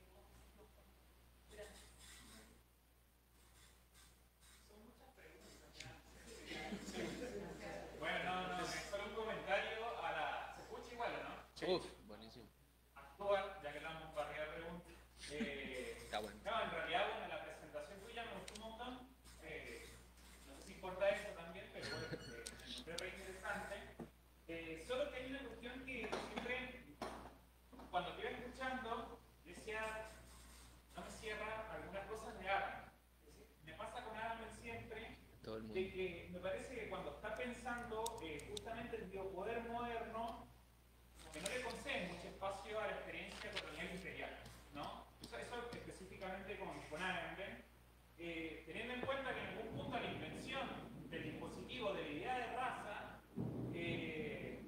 está, digo, es decisivo, ¿no?, en la economía política occidental de la gestión de lo viviente, ¿no? Eso un poco con respecto al tema del biopoder moderno que está viendo Arendt. Entonces, en algún punto, como que me faltó esa dimensión, ¿no? O sea, está bien, tomás a Arendt, pero como situarlo más críticamente o hacer una lectura contrapelo justamente de cómo él está pensando el biopoder, en tanto que en algún punto, no sé, no le está concediendo espacio a los territorios coloniales, ¿no?, al momento de la producción del mismo discurso del biopoder moderno. No sé si se entiende un poco, ¿no? Y comprime hasta el final la heterogeneidad del mismo moderno, ¿no? Entonces, mientras te iba escuchando, como que dije, bueno, ¿dónde está esa dimensión, no? Hasta que llegaste a la crítica epidemiológica y a la cuestión de la raza. Que dije, bueno, esa no. Ahora bien, me parece que, digo, ¿cómo vos ves, no?, de cómo se puede un poco reactualizar, ¿no?, o cómo cuaja, ¿no?, un poco esa idea, cómo cuaja esa limitación, ¿no?, que un poco se advierten desde la lectura del biopoder de Arendt en las operatividades particulares que tuvo la pandemia, por lo menos en América Latina, ¿no?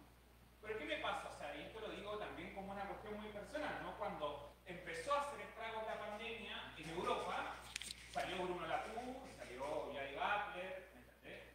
El mismo Arendt. Pero cuando empezó a hacer estragos en Latinoamérica, todos se llamaron al silencio, ¿no? Entonces, como que el devenir termita de Latour cuaja un montón en Europa, pero, digo, acá en Latinoamérica, la verdad que fueron silencio absoluto en relación a eso. Entonces, digo, ¿cómo vos ves eso en relación, digo, a esas singularidades, ¿no?, con las que tuvo la pandemia, por lo menos en el espacio latinoamericano y también, ¿por qué no decirlo, caribeño, ¿no? ¿Cuál fue ese silencio?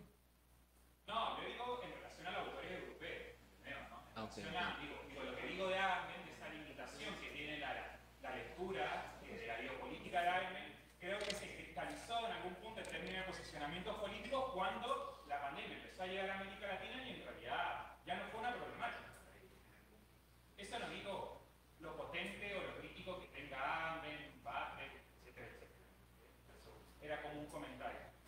Y en relación a eso, a lo último que hablaste con respecto a la cuestión de, bueno, yo creo que estaba muy sugerido, ¿no?, esta cuestión de, bueno, cómo los cuerpos son administrados, ¿no?, y que hay un racismo que está ahí latente, ¿no? Me hacía mucho recordar un poco a esta crítica a la colonialidad del poder que hace Miguel Mexicano, ¿no?, y los estudios de Santiago Castro Gómez, ¿no?, colombiano, que hace esos cruces entre gubernamentalidad, biopolítica y la noción de raza, que creo que para las investigaciones en curso que tenés pueden ser una fuente re interesante. Es fundamental.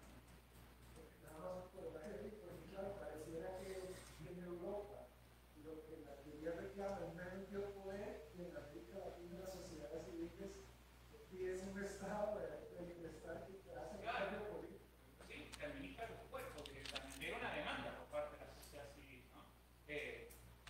Digo, eso no quita que, insisto, lo de Arendt haya sido muy potente o que haya sido muy acertado. Pero sí me parece que en la cuestión de la biopolítica, Arendt se está excluyendo totalmente la historia colonial imperial, ¿no? Por lo menos eso. Entonces, en algún punto, bueno, ¿qué problemática vos ves ahí en relación al trabajo que existe?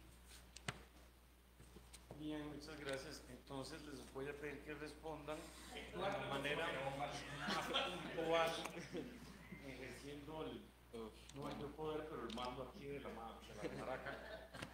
Por favor, adelante. Bueno, lo primero que quisiera decir es que, bueno, yo no soy Foucaultiano, no me gusta Foucault tanto como a otras personas sí les gustaron, soy más de Agamben, y más que de Agamben, tal vez a muchos no les va a sorprender, soy más nietzscheano, he leído más los textos de Nietzsche. Entonces, en ese sentido, respondiendo al punto de la ética, que ahora lo voy a profundizar más, mí no me interesa a estudiar esas cuestiones de la ética, de la moral, me interesa ver justamente cómo operan estos mecanismos de poder, cómo se ejecutan, cómo se resurge este poder soberano. Finalmente hay que verlo más allá del bien y el mal y verlo como es, una cuestión demasiado humana, más bien, empezando por ahí. Después, para responder al compañero de Argentina, sí, de hecho eso es un punto muy interesante que discutimos en el curso del seminario de biopolítica, y que así se puede complementar este paradigma del estado de excepción con la lectura que realiza Membé, justamente, que sitúa justamente el estado de excepción y lo relaciona, hace una relación entre la metrópolis y la colonia, entendiendo que las debilidades estructurales de los estados que tenemos, el ambiente propicio para la necropolítica, tiene una función de economía política, finalmente, también. La decisión de por qué no incluía a Membé me parece metodológica en términos metodológicos muy importante. Finalmente Membé está hablando de una necropolítica en el sentido de extraer valor a partir de esa violencia, valor que puede ser económico, pero también puede ser político, para justamente mantener esos estados de bienestar en el norte global. No incluí la cuestión de la necropolítica porque aquí más bien me quiero enfocar en la tanatopolítica. Y aquí voy a ir retomando, estoy hilando todas las preguntas, lo que preguntó el profesor Camilo. Finalmente, esta tablita para mí es muy importante, cambiemos biopolítica va arriba y poder soberano va abajo. A partir de la tabla se puede observar que la transformación que sufrió los derechos del soberano ocasionó que procurara hacer vivir a los cuerpos enfermos con posibilidades de supervivencia, cuerpo con futuro. Sin embargo, para hacer vivir el soberano debió hacer morir a aquellos cuerpos enfermos que no tenían posibilidades de vencer el virus, cuerpos sin futuro. Este fenómeno demostró como tanto el hacer vivir y dejar morir, biopolítica, como el hacer morir y dejar vivir, soberanía, se complementan, con lo cual se evidencia, ojo, tanatopolítica, que la politización de la vida y la biologización de la política produce que en ciertas ocasiones, como en la pandemia, se llegue a invertir el vector de la biopolítica por su opuesto, el componente tanatopolítico, entendido como la vinculación de una lucha por la vida con una práctica de la muerte. Este era mi foco de investigación, este era mi interés para poder exponer y visibilizar el resurgimiento de un poder soberano. Finalmente, la visión tanatopolítica de Esposito permite ver que con la pandemia la muerte no es el concepto límite, contradiciendo completamente a Foucault, sino es una extensión de pues hacer morir a algunos finalmente permitió realzar la vida de otros, con lo cual la muerte de algunos y el cuidado de los más aptos era posible controlar los accidentes y disminuir los riesgos que ponían en peligro la vida de la masa frente a un patógeno. Y con esto quiero caer a la pregunta que planteó el profesor Camilo, si la pandemia en verdad exigía estas medidas excepcionales. Bueno, no soy gestor estatal, me gustaría dedicarme a la investigación. Un gestor estatal tal vez te podría decir que no, sí, pero lo que sí yo he averiguado con el paradigma del estado de excepción es que justamente se invoca es para tener una mayor gobernabilidad, esta fuerza de ley, este poder excepcional, incluir mediante la exclusión que permite el estado de excepción, finalmente revela que la decisión, como apunto después de esta variación mencionada en la tabla 1, visibiliza una inserción biopolítica masiva de la vida natural a través de la discriminación entre una vida auténtica y una nuda vida. Esta discriminación es un aspecto totalmente político, que no tiene aspectos morales, que no tiene aspectos éticos de otra índole, sino que recae en la decisión del gestor estatal. De decir, ok, invoquemos un estado de excepción para generar gubernamentalidad. Entonces las diferencias entre un caso como Nicaragua, donde no se implementó, van por una explicación que lleva a las correlaciones de fuerzas y al entendido de la necesidad de cierto poder para legitimarse en un momento de catástrofe. Negar la pandemia, hacer un desfile con todas las personas negando la pandemia, es un recurso de poder también para justificarlo. Y finalmente, en Costa Rica se puede ver nuevamente esta decisión, que es más de la índole tanatopolítica. ¿Cómo sacrificamos a algunos seres? Por ejemplo, a los trabajadores, a algunas personas que no pueden mantener el distanciamiento, la gente que no quiere respetar, cómo las exponemos a la muerte para poder proteger a un bien mayor, a un fin mayor, a esta razón del Estado que siempre aspira a eliminar todos los preceptos constitucionales para defender la vida. Finalmente, creo que eso permite responder por qué la pandemia exigía estas medidas. Finalmente era una decisión completamente política, una decisión sobre el disvalor o no de la vida, que es de índole político. Ahora, con respecto a lo que preguntaba el otro compañero, del control menos fuerte en Costa Rica, bueno, esto se puede explicar mucho por por el marco jurídico que tenemos, es decir, aquí no podemos implementar la cuarentena masiva, no podemos implementar toques de queda, pero sí se pueden ver estos componentes tanatopolíticos y de gestión biopolítica mediante el ingenio que realizan los gestores estatales, es decir, por ejemplo, con las restricciones a la movilidad se pueden ver justamente cómo de una manera indirecta se logra esa cuarentena, ese toque de queda. Entonces, sí fue menos fuerte, pero por el marco jurídico. Pero los gestores estatales son muy ingeniosos y ven en las distintas figuras la forma de implementarlo. Ahora, lo que yo quiero plantear no es tanto en términos de economía, de macroeconomía, de si estas medidas benefician el crecimiento económico, más bien lo quiero plantear en términos de las finanzas públicas y cómo finalmente en un eventual caso de colapso del sistema de salud entra una máxima económica aquí a jugar completamente. Entra a jugar una máquina, a pesar de que no me consientas ese punto, entra a jugar una cuestión muy fundamental y aquí lo tengo apuntado. Yo creo que es el contrario, el hecho de que no fueran tan fuertes, ahí se crea un cedón, que ahí se crece. Okay. O sea, más bien no era por el marco jurídico, sino que el hecho de que esta línea no hiciera los más fuertes era para proteger intereses. Okay. Bueno, la solidaridad no era para el cuerpo individual, sino para la salvación del cuerpo social, pues lo que indicaba es que ante un posible contexto, colapso del sistema de salud, se debía atender primero a los que tenían mayores probabilidades, pues una persona recuperada era una persona que al no representar un riesgo biológico podía asegurar la fuerza del Estado. Esto revela que la supervivencia del soberano dependía no necesariamente de la salud de un individuo, sino que dependía de la salud de la población, por lo cual tanto el cuerpo social estuviera sano y la morbilidad de la enfermedad controlada en un intervalo gestionable, se alcanzaba la estabilidad. Cuando hablo de una economía racionalizadora de los recursos públicos, finalmente hablo de eso, de cómo en un momento el soberano comienza a decir, ok, tenemos estos recursos para la atención de la pandemia, ¿cómo los vamos a discriminar? ¿Cómo vamos a aplicar esta máxima que es económica? Que finalmente lo apunto en otra parte cuando digo, esta máxima económica aplicada a la salud, lo que revela es el coste de la curación versus el coste de la salud pública. Finalmente, en este ámbito tan reducido y tan concreto, sí te estoy apuntando una economía, finalmente un criterio económico que es de maximizar con los menores recursos, tener la mayor salud del soberano, que ahí podemos ver, puede ser debatible, pero hasta cierto punto esta cuestión. Y ahora con respecto a las medidas, ¿cómo es que se llama? Que no fueron populares. Por ejemplo, si vos te pones a ver la legitimidad presidencial durante el primer año de pandemia, aumentó radicalmente, por ejemplo, en el caso de Carlos Alvarado.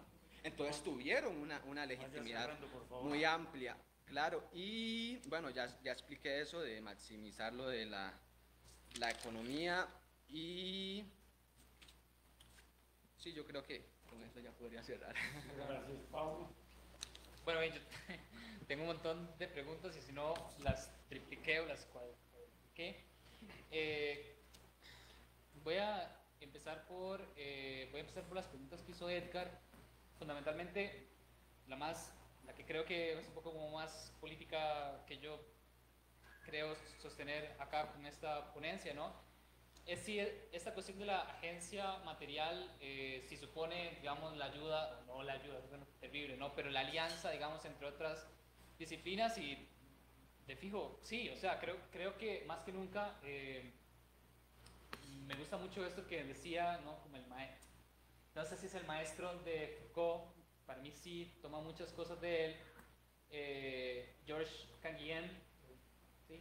Pero bueno, también influye a Deleuze, Simondon y todo esto, y el tipo decía, ¿no? Como que el objeto de la filosofía tenía que ver, o era como más fructífero, ¿no? Si era ajeno a la filosofía misma.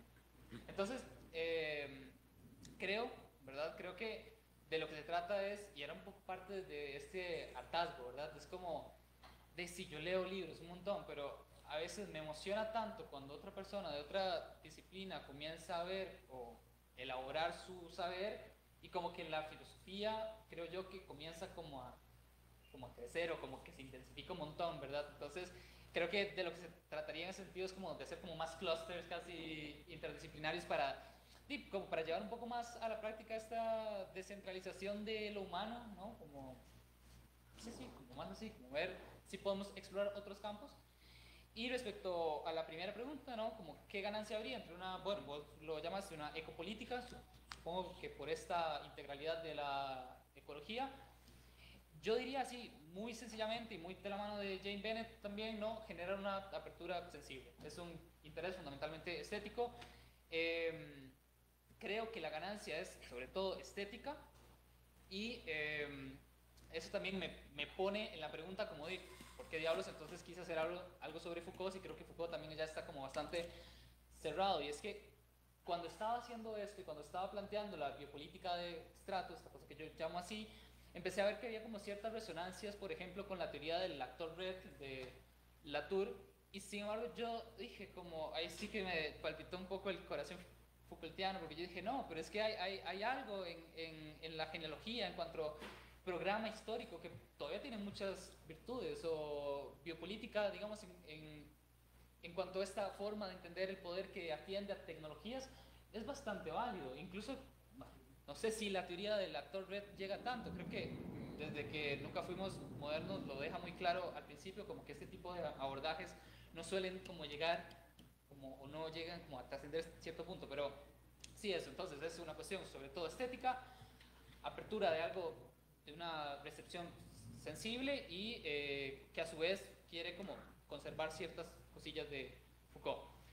Con la cuestión de Camilo quisiera empezar, claramente, yo sé que un Foucaultiano igualmente iba a mandar algo así, y sí, claro, es un problemón, o sea, Foucault nunca da una definición positiva del cuerpo porque siempre le está remitiendo justamente a las tecnologías de poder que lo van inventando o que lo van concibiendo, si lo pensamos en un término de epistemes, pero Foucault es como una liebre, ¿no? Cuando uno ya va como buscándolo, sale como por otro lado. Y hay un pasaje en Historia de la Sexualidad donde Foucault comienza a decir, ¿no? Como el sexo es algo que se inventa, ¿verdad? Y cito, dice Foucault en Historia de la Sexualidad. Un momento. Vemos elaborarse la idea de que existe algo más que los cuerpos, los órganos, las localizaciones somáticas, las funciones, los sistemas anatomofisiológicos, las sensaciones, los placeres. O sea, es como si criticando la idealidad del sexo en Historia de la Sexualidad, negativamente manda una definición de cuerpo que es completamente organizada. Entonces, creo, hay una entrevista donde a Foucault le preguntan justamente por una hermenéutica marxiana o marxista, y él muy descaradamente, como muy en esta conducta liebre, llega y dice: Marx para mí nunca existió. Es una cosa genial, porque creo que me legitima un poco para llegar acá y decir que para mí Foucault tampoco nunca existió. Es decir, hay una simple función de autor que se ha encargado, y eso también es el problema que yo tenía y el problema que yo vine a plantear acá con la imagen dogmática de Foucault, y es que hay una lectura que se ha encargado de enquistar a Foucault de una manera tal que es justamente la que dice, no, el cuerpo en Foucault no existe. Pero como todo función de autor, siempre hay zonas como un poco más, no sé, como más membranosas o zonas más débiles donde uno simplemente puede ver como estas chafas, ¿no? Que justamente para denostar el sexo llega y dice, bueno, pareciera ser que siempre han habido algo así como unos órganos, localizaciones somáticas, funciones, sistemas anatomos. Nótese que no es tan burdo, o sea, es muy cuidadoso incluso cuando dice sistemas anatomofisiológicos. Bueno, no sé qué es eso, yo creo que lo podría, si yo quisiera salvar a Foucault, decir que eso también es una función diferencial, pero bueno, no estoy aquí salvando a Foucault. Sensaciones, placeres. Bueno, esto creo, esta crítica tenía que ver con lo primero que dije, que en Foucault del 70 al 76 está fundamentado en una división entre lo inerte y lo viviente. Porque esta noción de cuerpo, si bien no puede ser un cuerpo humano, puede que no lo sea, es necesariamente un cuerpo viviente.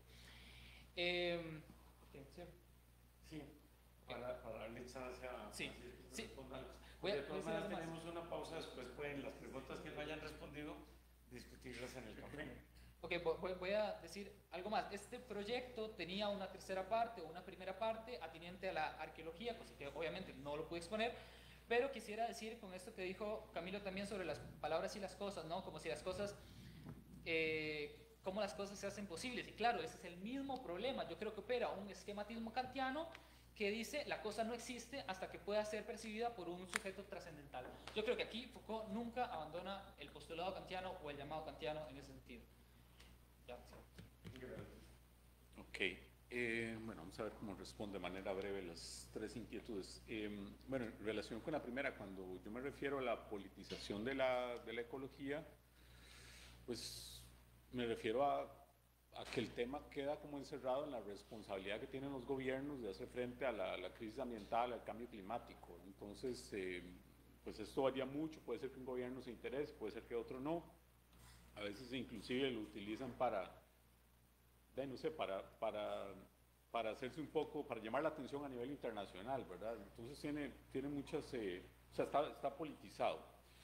A eso me refería, y entonces se presenta la necesidad, digamos, viendo por ejemplo todas los acuerdos, las convenciones de Naciones Unidas, se va presentando la necesidad de que la gente tenga que hacer algo, mover a los gobiernos, la política, ¿verdad? Desde fuera. Ahora, el intento de una democracia medioambiental, pues es como de decir, es un intento por decir a la política o a una institucionalización de la democracia, que también son temas que conciernen directamente a las personas, ¿verdad? Por los distintos efectos que pueda tener.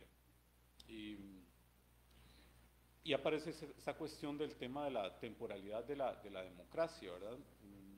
Porque, bueno, sí, hay autores que tratan esto, la cuestión de la burocracia, sobre todo en la época de los 90s. Son decisiones que toman mucho tiempo, ¿verdad? Hay que firmar, vean la cuestión del acuerdo de Escazú, o sea, desde el 2018 hasta la fecha, casi 5 años y nada. Entonces, es otro ritmo. O sea, la cuestión del cambio climático va más acelerado de lo que uno se imagina, ¿verdad? Los mismos informes estos que hay de estos paneles del ICCP muestran que la cuestión va muy rápido.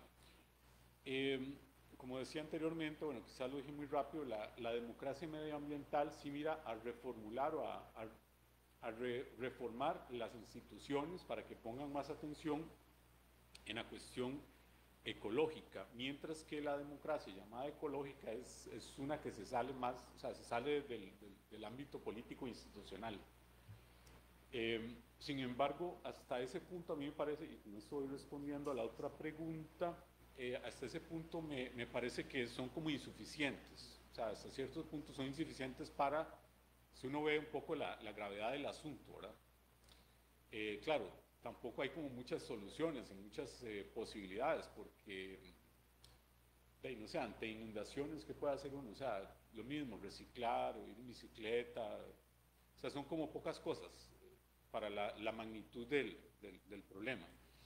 Entonces, bueno, hay otros autores que sí lo ven como de una manera mucho más, o sea, hay que hacer una revolución, hay que hacer un cambio realmente de la forma de organización y de vida del ser humano, ¿verdad? Para precisamente, o sea, ir un poco a la respuesta de los problemas que trae la crisis medioambiental. Entre estos, por ejemplo, ya que lo han mencionado, Bruno Latour, ¿verdad? Él habla de un librito del 2022, creo que se tradujo ahora en el 2023, un manifiesto ecológico político. Bueno, entonces ahí se habla explícitamente de hacer una revolución.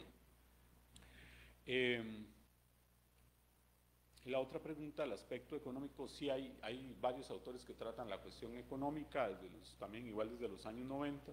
Hay uno que está revisando ahorita ahí, Vittorio Huxley, que escribió un libro en esa época, Filosofía de la crisis ecológica. Él habla ahí mucho del tema económico, fue en una serie de conferencias que ofreció en Moscú, entre otros autores más. Pero sí aparece el tema de la economía. Yo no introduzco, digamos, hasta donde he llegado la investigación y hasta donde donde puedo lograr ver el tema, digamos, por ejemplo, de la fractura metabólica. Este tema no, o sea, ¿cómo así? Sirve para analizar la situación, ¿verdad?